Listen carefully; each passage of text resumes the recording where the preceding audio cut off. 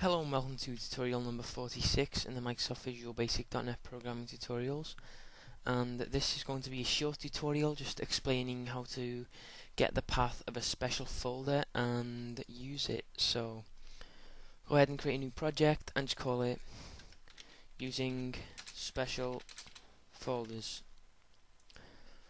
Okay, so if you don't know what a special folder is, special folders are folders on every Windows operating system, and such as My Documents, desktop, application data, all the folders you'll find on every Windows machine. So let's say you have an application and you want to save a document to the My Documents folder. But how are you going to know if that user uses XP or Vista or Windows 7 or what the name is? That's where special folders come in handy. So just go ahead and add the button, and first of all we're just going to obtain the path of a special folder without doing an ending to it. So just change the button to show path, double click it.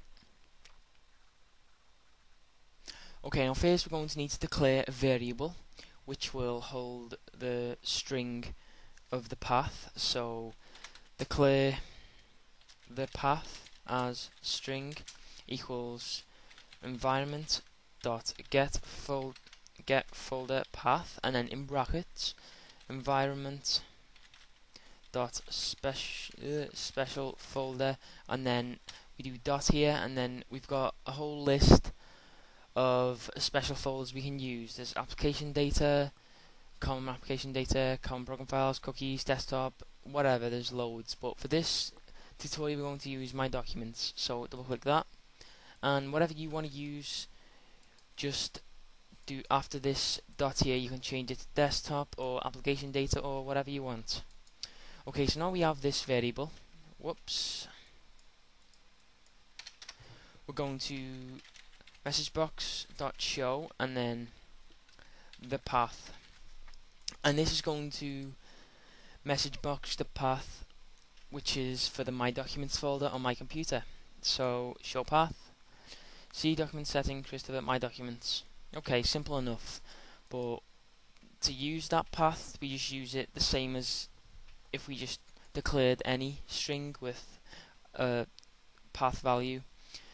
We'll just, instead of messagebox.show, we'll use process.start, and in My Documents I put an image there called image.jpg, and you can try this out with any file you have located in your documents folder or desktop. So when process.start the path, which as you just witnessed then will give you the path, and then after this ampersand to link a string to the variable, then in quotations / image.jpg, end quotations, and then brackets.